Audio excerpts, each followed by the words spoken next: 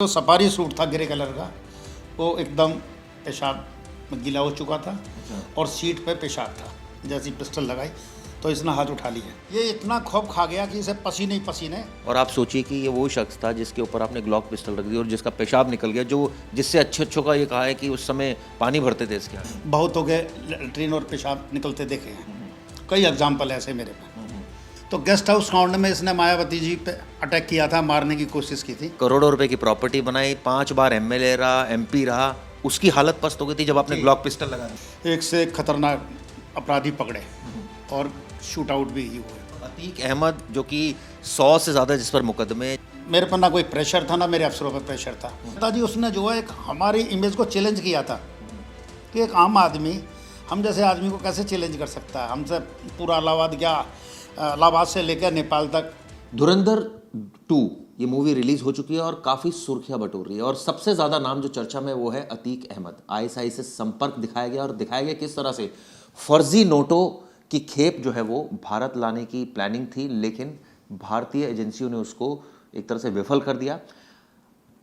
अतीक तो मारा गया, लेकिन उसकी बीवी का आज तक कुछ भी नहीं पता है। लेकिन हमारे साथ जो शख्स मौजूद हैं वो है इंस्पेक्टर विनय त्यागी, रिटायर हो चुके हैं स्पेशल सेल से। विनय त्यागी जी का जो क्लिप है वो इस मूवी में इस्तेमाल किया गया आखिर में। ये क्लिप कब का है, किस संदर्भ में इस्तेमाल किया गया है, खुद विनय त्यागी हमारे स्टूडियो हमने रिक्वेस्ट की वो पहुंचे हैं। सर सबसे पहले आपका स्वागत है क्राइम तक के स्टूडियो। जी, मुझे ये बताइए सर, वो कौन सा क्लिप आपका इस्तेमाल किया गया है और क्या उसका पर्पस था? सर ये 1 फरवरी 2008 की क्लिप है। मैंने इसे 31/1/2008 को अरेस्ट किया था। हुआ ये था कि मैं स्पेशल सेल में पोस्टेड था। मैं 2004 से स्पेशल सेल में था। इसी भी राजवीर सिंह मुझे स्पेशल सेल लाए थे।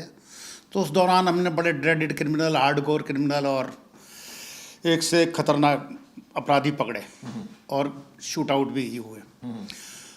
तो 2008 में हम एक हार्डकोर क्रिमिनल का इंटरसेप्शन पे फ़ोन सुन रहे थे, तो उसमें अतीक की चर्चा हुई। तो फ़ोन के दौरान सुनते हुए फिर एक दिन अतीक बोला। अतीक अपने साथी से कहीं जाने की बात कर रहा था। तो फिर हमने उसमें जो है डीपली इन्वेस्टिगेशन की, तो पता चला कि अतीक अहमद राजूपाल मर्डर में वांटेड है यूपी से, जिस पे 2 लाख का इनाम है। राजूपाल बीएसपी के एमएलए थे और उनका इसने मर्डर कर दिया। मर्डर क्यों किया, इसके पीछे स्टोरी ये थी कि ये अतीक अहमद 3 बार आप दल से एमएलए बना, 2 बार समाजवादी पार्टी से एमएलए बना। जब ये एमएलए से उसी दौरान जो है इसका एपिसोड हुआ मायावती वाला। मैडम मायावती चीफ मिनिस्टर थी, तो गेस्ट हाउस कांड हुआ था। तो गेस्ट हाउस कांड में इसने मायावती जी पे अटैक किया था, मारने की कोशिश की थी। तो इसे रिवार्ड दिया गया एमपी की सीट पे इलेक्शन लड़ने के लिए। जब ये एमपी की सीट पे इलेक्शन लड़ा फूलपुर इलाहाबाद से, तो ये इलेक्शन जीत गया, तो इसकी सीट खाली हो गई। जब सीट खाली हो गई तो इसने अपना भाई अशरफ वहाँ पे खड़ा कर दिया अपनी जगह। तो उसके सामने राजूपाल खड़ा हो गया और राजूपाल जो है काफ़ी बहुमत से जीत गया और इसे हरा दिया अशरफ को। तो इसे ये लगा कि हमें जो एक आम आदमी ने चैलेंज किया, और जो कि बाहुबली था और 25 साल का उसका रिकॉर्ड था और क्राइम की दुनिया का जो बादशाह था, बेताज बादशाह, इसके सामने कोई सर नहीं उठाता था, ना पुलिस बोलती थी ना कुछ। जो उसने कह दिया उसका हुक्म होता था। तो इसे ये चीज़ बड़ी घर कर गई। तो इसने एक दिन जो है दिन दिहाड़े इलाहाबाद सिटी में उसका मर्डर कर दिया और मर्डर कर दिया, एमएलए की सीट खाली हो गई। फिर बाई इलेक्शन हुआ तो वहाँ इसका भाई अशरफ एमएलए बना। तो उस केस में ये वांटेड था। ठीक है। तो यूपीएसटीएफ जो है सरगर्मी से इसकी सर्च कर रही थी, क्योंकि मायावती गवर्नमेंट ने इस पर 2 लाख का इनाम घोषित किया हुआ था। और इसकी इलाहाबाद में जितनी प्रॉपर्टी थी, मतलब एक 3 स्टार होटल था जो उन दिनों मैंने अखबारों में पढ़ा था और मीडिया में देखा था, और डिमोलिश कर दिया था। और इसकी कई जगह जो भी कर सकती थी एटीएस, उन्होंने रिकवरी की, पोजीशन में लिया, तोड़ फोड़ करी। तो एटीएस के हाथों से ये स्लिप हो रहा था, एटीएस को ये मिल नहीं पा रहा था। तो जब हम इंटरसेप्शन सुन रहे थे तो तब हमें ये पता चला कि ये जामा मस्जिद में हाइड आउट था इसका कोई, वहाँ पे रहा 1 हफ्ते। फिर वहाँ से मीरा रोड बॉम्बे चला गया, एटीएस वहाँ पहुँची तो ये वहाँ से भी निकल गया। फिर ये दिल्ली आ गया और दिल्ली आया ये परवाना रोड गालिब अपार्टमेंट में। उसका हमें पता चल गया और जिस दिन इसने निकलना था, जिस दिन उसने बात की सुबह कि भाई गाड़ी ले आना और मैं आज चलेंगे कहीं, तो हमने अपने सीनियर अफसरों को बताया कि सर हम इस पर ऐसे ऐसे इनपुट मिली थी और इस पर काम कर रहे हैं। तो उन्होंने कहा ठीक है, हमारे सीनियर अफसरों ने। जब हमने वहाँ पहुँचे, हमने एक टीम तैयार करी, वहाँ पहुँचे परवाना रोड, तो हमने ट्रैप लगाया, तो हमने देखा कि वहाँ सीसीटीवी कैमरे वगैरह लगे हुए हैं और बच्चे जो है क्रिकेट खेल रहे हैं। अच्छा। और उस दिन दिल्ली में टेम्परेचर 6 डिग्री था। आप गूगल पे भी सर्च मारेंगे तो 6 डिग्री आएगा। अच्छा, मुझे इसलिए याद है कि उस दिन सबसे ज़्यादा ठंड थी दिल्ली में, और ये मेरी गाड़ी में 2 बोतल रखा पानी पी गया था। वो भी मैं बताऊंगा कैसे, हंसी वाली बात थी। तो हमने डिसाइड किया कि इसे जो है जैसी गाड़ी में बैठेगा तभी लेंगे, क्योंकि हमें ये भी था कि भाई ये ड्रेडेड क्रिमिनल है, वेपन इसके पास होंगे और उसके साथ जो आसपास लड़के भी होते हैं शूटर। तो अगर हम इसे गाड़ी में बैठने से पहले हाथ डालेंगे तो ये गोली चला सकता है, गोली बच्चों को भी लग सकती है। और हम तो अपनी तैयारी से गए थे क्योंकि ड्रेडेड क्रिमिनल है। तो हमने डिसाइड किया टीम ने हमारी ना कि हम जो है इसे गाड़ी में बैठ तो ही लेंगे। जैसे ये होंडा सिटी गाड़ी नंबर गोल्डन कलर की थी, ऑफ वाइट कलर, उसका नंबर था DL 3CA A1025, आज तक मुझे नंबर याद है। और उसका एक ड्राइवर था शरीफ खान करके, जाकिर, ये इन्वेस्टिगेशन में आया। तो जैसे ये गाड़ी में बैठ के अभी चला ही था, मैंने मेरी वैगन कार थी, मैंने वैगन कार इसके आगे लगाई और लगाने के बाद मैंने ग्लॉक कॉक करी और मैं इसकी कंडक्टर सीट की तरफ जाके मैंने इसकी कनपटी पे जैसी पिस्टल लगाई तो इसने हाथ उठा लिए। अच्छा। हाथ उठा लिए तो हल्का सा मैंने शीशा नीचे कराया तो इसने कहा जी अरेस्ट है। मैंने कहा हाँ, यू आर अंडर कस्टडी। तो ये इतना खौफ खा गया कि इसे पसीने ही पसीने। तो मैंने इसे कहा बाहर आओ, तो बोले जी नहीं आप चलो, आपकी गाड़ी के पीछे चलेंगे। मैंने इसे ज़बरदस्ती नीचे उतारा तो पता चला वो गाड़ी से क्यों नहीं उतर रहा था कि जब उसे उतारा तो उसका जो सफारी सूट था ग्रे कलर का, वो एकदम पेशाब में गीला हो चुका था। अच्छा। और सीट पे पेशाब था। अच्छा। और इसने गोल्फ कैप पहनी हुई थी, उसमें पसीने पसीने पूरी। तो डर का कारण ये था इसका कि डर के मारे पेशाब निकल गया। मतलब अतीक अहमद जो कि 100 से ज़्यादा जिस पर मुकदमे, जो कि करोड़ों रुपए की प्रॉपर्टी बनाई, 5 बार MLA रहा, MP रहा, उसकी हालत पस्त हो गई थी जब आपने ग्लॉक पिस्टल लगा दी थी। हाँ बिल्कुल, देखो जान सबको प्यारी होती है, चाहे टेररिस्ट हो चाहे कोई भी ड्रेडेड क्रिमिनल हो। जब पुलिस से सामना होता है किसी ठीक से पुलिस वाले से तो अच्छे अच्छों के पेशाब निकल जाते हैं। मैंने अपनी लाइफ में 37 साल की नौकरी में बहुतों के लेटरिन और पेशाब निकलते देखे हैं। कई एग्जाम्पल ऐसे मेरे पे कि देखा तो उनकी पेंटों में जो है भरा पड़ा है। तो इसे फिर हम लाए, मैंने अपनी गाड़ी में बिठाया। गाड़ी में बिठाने के बाद ये डर तो था ही, मेरे से बोला सर पानी पी लूँगा। मैंने अपना आई कार्ड दिखाया तो इसे नाम भी पता चल गया, मैंने अपना नाम भी बताया क्या मेरा नाम विनय त्यागी है। तो जब मेरी गाड़ी में पीछे बैठा था तो मेरी गाड़ी में हमेशा 2 बोतल पानी रहता है। तो बोला सर पानी पी लूँ, मैंने पी ले। तो इसने वहाँ से लोधी कॉलोनी तक 2 बोतल पानी, मतलब 2 लीटर पानी पी गया। मतलब 6 डिग्री टेम्परेचर में। ये डर का कारण था। जब हम लोधी कॉलोनी पहुँचे तो लोधी कॉलोनी के बाहर जो है बोर्ड लगा हुआ था, पुलिस स्टेशन लोधी कॉलोनी और स्पेशल सेल का आगे। तो तब इसे थोड़ी सी सांस में सांस आई, क्योंकि इसे ये गलतफहमी थी, मैंने बताया था मैं स्पेशल सेल दिल्ली पुलिस से हूँ, लेकिन डर समझ लो या कुछ भी समझ लो, जब ये लोधी कॉलोनी में घुसा, जब इसे लगा कि मैं सेफ हाथ में हूँ, इसे ये लगा कि ATS मायावती जी ने लगा रखी है और इसे मारेगी।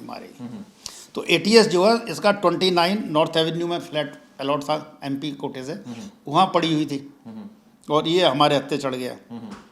फिर हम इसे स्पेशल सेल लाए, इससे पूछताछ करिए।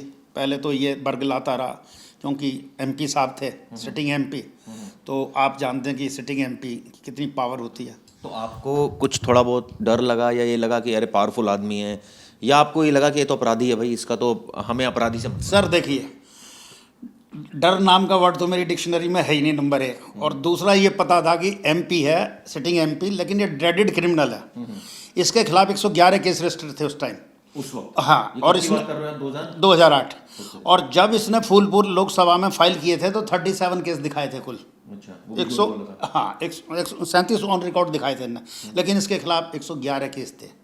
और सेक्शन भी देखो कि पूरी IPC इस पर लगी हुई थी, चोरी से लेकर murder, rape, kidnapping, ransom, extortion, कोई केस ऐसा नहीं, ड्रग्स, आर्म एक्ट, कोई सेक्शन ऐसी नहीं थी आर्म एक्ट और उसकी आईपीसी की जो इस पर ना लग रही हो।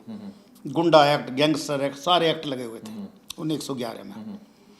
तो ये उस टाइम 111 केस रजिस्टर। कितने घंटे आपने इससे पूछताछ की और उसके बाद क्या ये process? पूरी रात हमारे पास रहा। सुबह रात को फिर हमने इसकी अरेस्ट की इंटीमेशन भेजी थी लोकसभा स्पीकर साहब को, क्योंकि एमपी साहब हैं तो स्पेशल मैसेंजर के थ्रू जाती है। फिर अगले दिन इसे सीएमएम कोर्ट 30,000 हमने पेश किया था। तो जो मेरी क्लिप ये धुरंधर 2 में चल रही है उसी टाइम की है, क्योंकि मीडिया से पूरा 30,000 ही भरा हुआ था कोर्ट, और एडवोकेट और पब्लिक का तो कुछ कहना ही नहीं था, अनगिनत पब्लिक थी। तो उस समय क्या कोर्ट ने इनको आपको रिमांड पर दिया हाँ, था? नहीं, हमने रिमांड पे नहीं मांगा था क्योंकि हमारे केस में वांटेड नहीं था। ठीक है। हमने तो इसे अरेस्ट किया और अरेस्ट करके कोर्ट के आगे पेश कर दिया, क्योंकि यूपी पुलिस का केस था। ओके। तो यूपी पुलिस भी आ गई थी, लेकिन हमने हमारी इंटीमेशन पे, लेकिन कोर्ट को इन्हें रिक्वेस्ट करी कि मुझे लोकल पुलिस को ना दिया जाए, अभी यूपी पुलिस को। ये हो सकता ऑन दी वे रास्ते में ये मुझे निपटा दें।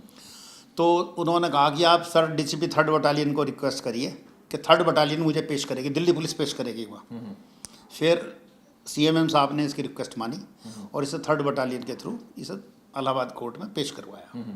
ये 2008 की बात है। 2008। और आप सोचिए कि ये वो शख्स था जिसके ऊपर आपने ग्लॉक पिस्टल रख दी और जिसका पेशाब निकल गया, जो जिससे अच्छों का ये कहा है कि उस समय पानी भरते थे इसके आगे। देखो, क्रिमिनल का जो है ना, क्रिमिनल बहुत बड़ा डरपोक भी होता है।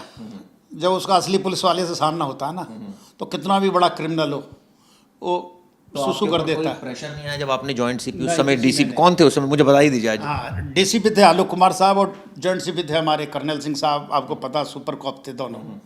और उन दोनों अफसरों का तो कोई जवाब ही नहीं था दिल्ली पुलिस में। तो उस टाइम मेरे पर ना कोई प्रेशर था, ना मेरे अफसरों पर प्रेशर था, बल्कि अफसरों ने इतना अप्रिशिएट किया था बहुत ज़्यादा। और अगले दिन जब प्रेस कॉन्फ्रेंस हुई थी तो आलोक कुमार साहब ने की थी, तो पूरा मीडिया भरा हुआ था सेल के उसमें ऑफिस में। तो जब ये, चलिए उस पर आता हूँ, जब ये कस्टडी में था, जब आपने इसको ले लिया, लोधी कॉलोनी में ये बैठा हुआ था, पूछताछ आपने जाहिर है ज़्यादा नहीं की होगी क्योंकि आपको पता था राजू पाल मर्डर केस से रिलेटेड की, हमने राजू पाल से रिलेटेड की थी। तो उसने कहा जी सबको पता मैंने मर्डर किया, क्यों किया, हमने पूछा। तो कहता जी उसने जो है एक हमारी इमेज को चैलेंज किया था कि एक आम आदमी हम जैसे आदमी को कैसे चैलेंज कर सकता है। हमसे पूरा इलाहाबाद, क्या इलाहाबाद से लेकर नेपाल तक सब डरते हैं, पूरा हमारी बादशाही चलती है। और रेलवे के जितने टेंडर है, इसने एक चीज़ और बताई कि जितने रेलवे के टेंडर थे उस टाइम में, कानपुर से लेकर नेपाल तक सब ये टेंडर उठाता था। मूवी में दिखाया गया है कि इसके संपर्क आईएसआई से था और नकली नोटों के पूरे मकड़ जाल में था, तो पूछताछ में कुछ इस तरह का उस टाइम हमने ना तो इस एंगल पर पूछताछ की थी, क्योंकि हम एक लिमिटेड उसमें कर रहे थे राजू पॉल में, और उस टाइम ना हमने पूछताछ की, ना ये आया हो सकता कि कंसील करा हो इसने हमसे, क्योंकि हम एक लिमिटेड ही पूछताछ कर सकते थे, क्योंकि हमें राजू पॉल की इनपुट थी। तो उस वक्त जब ये कोर्ट में पेश किया तो 3rd बटालियन ने इसको पेश कर दिया था, यूपी ले गई। तो जब तक ये आपके पास रहा, इसका हाव भाव किस तरह के थे, कोई डरा हुआ? हाव भाव तो ये था कि पूरी रात ये डर में काटा। दैनिक जागरण ने अगले दिन लिखा था, उसमें एक और मजे की बात हुई थी। दैनिक जागरण ने जब स्टोरी की अगले दिन, तो फर्स्ट पेज पे फोटो तो छाप दी मेरी और लिख दिया नीचे अतीक अहमद, और लिखा हेडलाइंस थी, आज तक मुझे याद है, कि रात भर करवटें लेता रहा तिहाड़ में अतीक। ये हेडलाइंस है दैनिक जागरण में। हाँ, फोटो मेरी थी। फिर मैंने वो रिपोर्टर साहब से बात करी, बड़े भाई ये क्या बात है?